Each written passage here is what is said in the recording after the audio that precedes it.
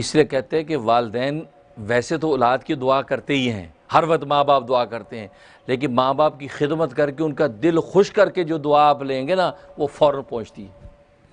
یہ راز اولادوں کو پتہ نہیں ہے۔ اولاد سمجھتی ابا کی ذمہ داری دعا کرنا، اماں کی ذمہ داری ہماری دعا کرنا، نہیں، ان کے پیر دباؤ، ان کی خدمت کرو، ان کو ٹھنڈا پانی پلاؤ، وہ آفس سے ہیں ان کے پیر دباؤ، سر دباؤ، ان کو پانی پلاؤ، تو یہ ذرا خدمت کرو گے تو دل کی گہرائیوں میں جو ایک ہڑک اٹھے گی نا، اس آہ کے اندر جب اللہ سے آپ کے لیے مانگے گے فوراً قبول ہو جائے گی۔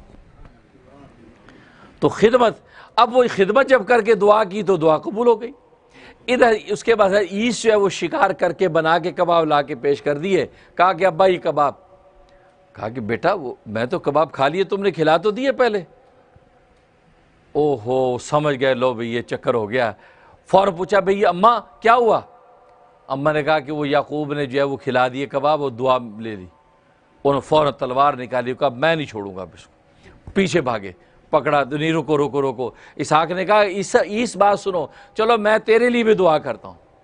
ان کے لیے کیا دعا کی؟ ان کی آل اولاد کی کثرت کی دعا کی، یا اللہ میرے بیٹے اس عیس کی اولاد کو کثرت سے دنیا میں پیدا فرما۔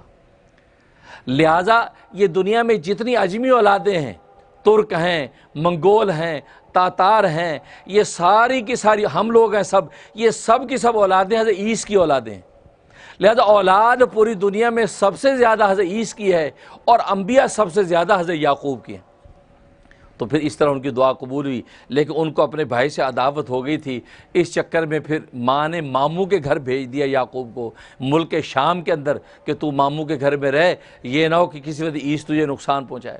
پھر یہ ماموں کے گھر میں رہے، پھر ماموں کے گھر 8 سال تک رہے، اور ماموں سے کہا کہ میری شادی آپ اپنی فلاں بیٹی سے کر دیں، راحیل، جو حضرت یوسف علیہ السلام کی جو والدہ بڑی حسین و جمیل خوبصورت تھیں، کہا کہ ان کے ساتھ میری شادی کر دیں۔ ماموں سے کہا، ماموں کا ٹھیک ہے۔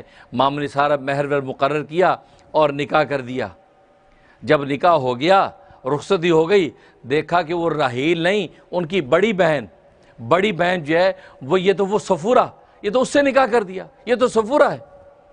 صبح کو ماموں سے کہتے ماموں میں نے تو آپ کو کہا تھا راحیل سے نکاح کریں، آپ نے میرا نکاح بڑی بہن صفورہ سے کر دیا۔ یہ ذرا غصے ہوئے، تو اس پر ماموں نے کہا کہ بات سنو، تم غریب مفلس میرے پاس آ کے رہے تھے، تو راحیل جیسی حسین و جمیل لڑکی میں تیرے نکاح میں کنگال کو دے دوں؟ ہاں اگر تجھے راحیل بھی چاہیے تو 8 سال اور میرے گھر میں نوکری کر، میرے گھر میں 8 سال اور خدمت کر، پھر تجھے راحیل ملے گی۔ پھر 8 سال تک اور ان کی خدمت میں رہے، پھر جو ہے ان کے ماموں نے راحیل کا نکاح ان کے ساتھ کیا۔ راحیل چھوٹی بہن ہے، اور جو دوسری بہن جو ان کی غالباً لیہ ان کا نام ہے، وہ ان کی دوسری بہن ہے۔ تو ساری اولاد جو ہے وہ اس بڑی بہن سے پیدا ہوئی ہے، جو 11 بھائی جس کو کہتے ہیں۔ اس کے بعد راحیل سے 2 بیٹے پیدا ہوئے، ایک یوسف پیدا ہوئے اور دوسرے بنیامین پیدا ہوئے۔ تو یہ 2 بیٹے جو حضرت یعقوب کے راحیل سے پیدا ہوئے، اسی وجہ سے یہ بیٹے چھوٹے ہیں، کیونکہ بڑی بہن سے پہلے نکاح ہوا، ان کی اولادیں بڑی ہیں، اور چھوٹی بہن سے بعد میں نکاح، ان کی اولادیں چھوٹی ہیں۔